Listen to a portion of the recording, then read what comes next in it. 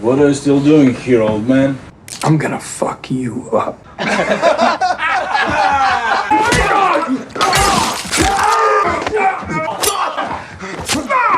The movie tells the story of a man named Hutche, leading a dull, monotonous life. Hutch Mansell is sitting in an interrogation room, bloodied, exhausted, and weary. Two police officers are questioning him about recent events. The next scene takes the audience back in time, showing Hutch as an ordinary man, living a simple, uneventful life filled with repetitive days. He has a happy family with his wife Becca and two kids, Blake and Sammy Mansell.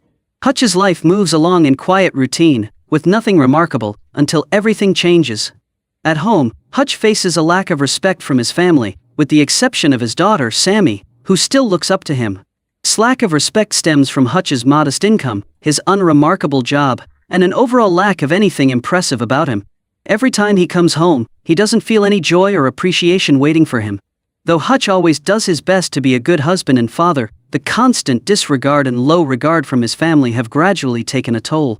He feels trapped in a cycle of mediocrity, unable to break free or prove his worth to his family.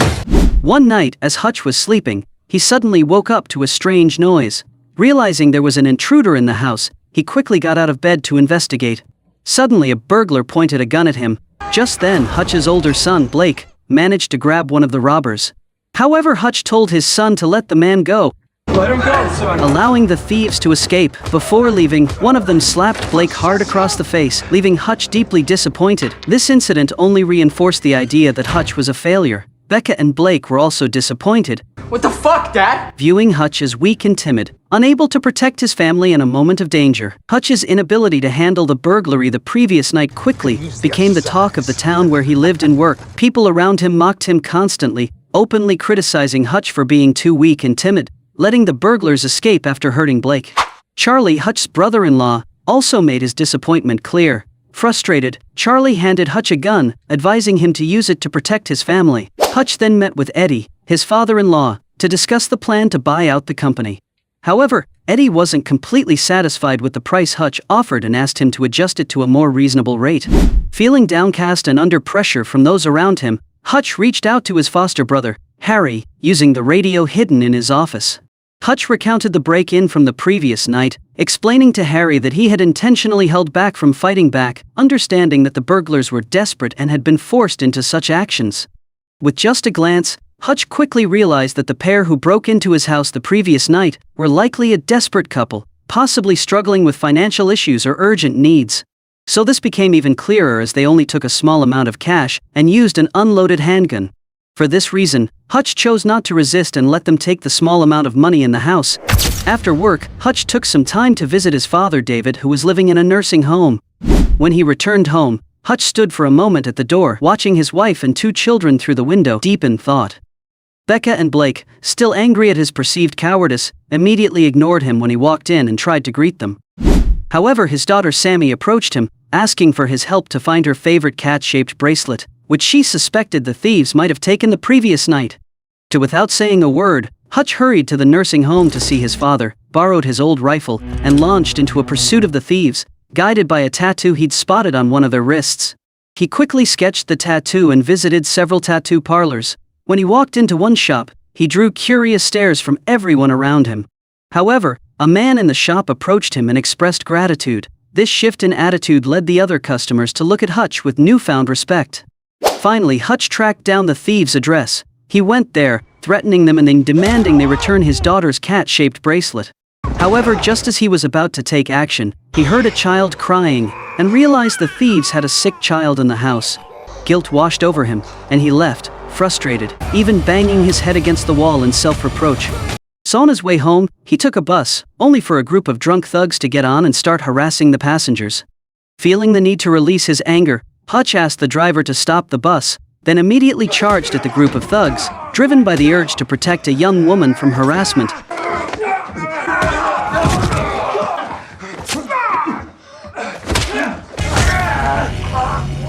When he returned home, Becca saw her husband's swollen, bruised face from the fight.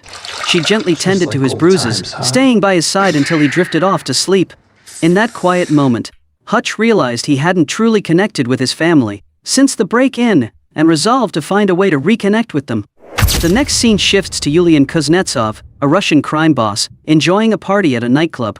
Yulian leads a mafia gang specializing in money laundering, where other Russian mobsters send him dirty money to avoid detection by the authorities. However, not all of Yulian's associates fully trust his reliability. Some members of the group begin to grow suspicious and decide to take matters into their own hands, planning to run the operations themselves and handle the transactions directly without going through him. Yulian arrested a customer in the club and slit his throat in front of his colleagues.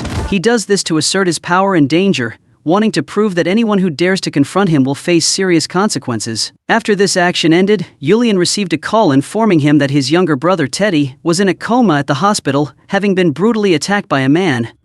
The attacker was none other than Hutche, the man who had previously beaten Teddy, one of the thugs Hutche had met on the bus that day. Yulian and his henchmen immediately head to the hospital to interrogate Teddy's associates, forcing them to provide information about the man who attacked his brother and his gang.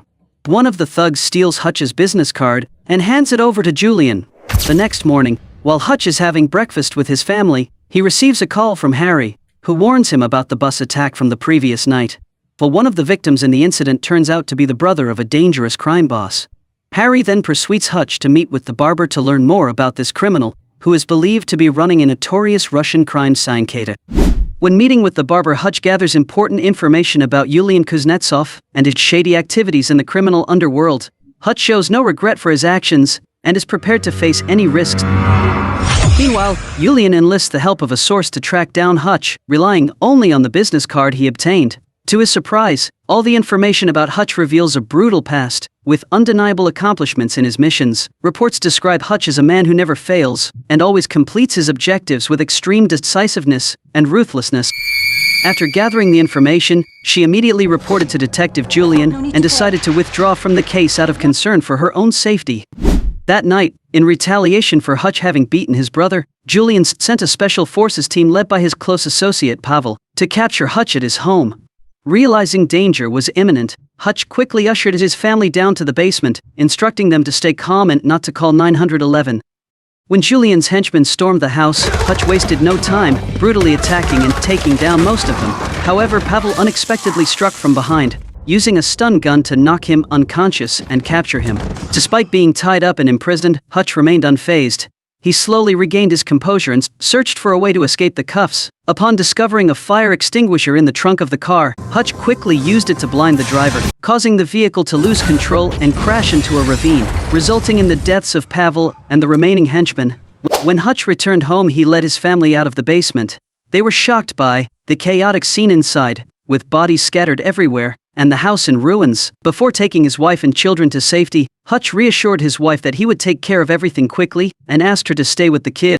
After making sure all important assets, including a pile of gold bars he had obtained from his previous work, were secured, Hutche poured gasoline throughout the house and set it on fire, intending to erase all traces and evidence.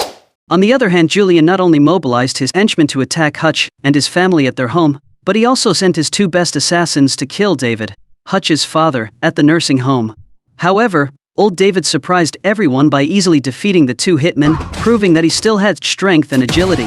Afterward, Hutche met with Eddie and decided to buy his company using the pile of gold bars he had collected. Realizing that Hutche was mocking his Ibani's family, Charlie immediately tried to attack him, but Hutche quickly neutralized him. When Yulian learned that Pavel and his henchmen had been massacred by Hutche, he didn't hesitate to order his entire force to kill Hutche. Meanwhile, Hutche was also preparing meticulously for the upcoming attack from Yulian, especially after Yulian openly declared his revenge for the harm done to his family. Understanding Yulian's business operations, Hutche decided to go to the place where the company stored all its cash in order to confront his enemy. After eliminating Yulian's henchmen guarding the treasure, Hutche wasted no time setting fire to Yulian's money and priceless art collection, causing the crowd to witness the destruction. Next, Hutche went to Yulian's nightclub, confronting him directly and threatening him with a claymore mine. Yulian, unfazed, ordered everyone to leave and sat down to face Hutche. With unwavering calmness, Hutche offered a settlement: he would not kill Yulian as long as the crime boss stayed away from him and his family. Hutche announced that he had burned all the cash the mafia had given to Yulian and advised him to find a new, less dangerous job to stay away from the criminal life. Afterward, Hutche left the nightclub, carrying the claymore mine, sat quietly waiting in his car. Of course, Yulian could not accept the truce from the man who had harmed his brother. As soon as Hutche left, Julian ordered his men to chase after him and make sure he didn't escape. Julian and his henchmen chased Hutch to the factory where he was working, a place he had bought from Eddie.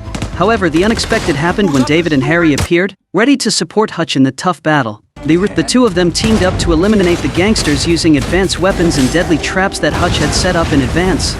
David, a retired former FBI agent, was known for his toughness and skill in the field, while Harry, a well-trained former military man, was an essential partner in this confrontation. The three fought fiercely to take down all of Julian's henchmen, leaving only Julian, although Harry was severely wounded in the shoulder. Hutch, having carefully prepared, attached a claymore mine to a bulletproof glass panel from his gun, then detonated it, ending Julian's life. After confirming that David and Harry were safe, Hutch decided to turn himself in when the police arrived and arrested him. In the interrogation room, both a man and a woman were stunned when they discovered the crime scene, where the bodies of the gangsters were scattered, most of them brutally murdered. Hutch, the only one present at the scene, admitted that he was the one who killed them all. At that moment, both interrogators received a call at the same time. Their expressions immediately changed, and they looked toward the cage with surprised and disbelieving eyes. After hearing the news, Hutch was released without charges. Before leaving, one of the interrogators asked Hutch, "Who the fuck are you?" Hutch calmly responded, "I'm nobody." Hutch Mansell, a former auditor, was someone no criminal organization wanted to face.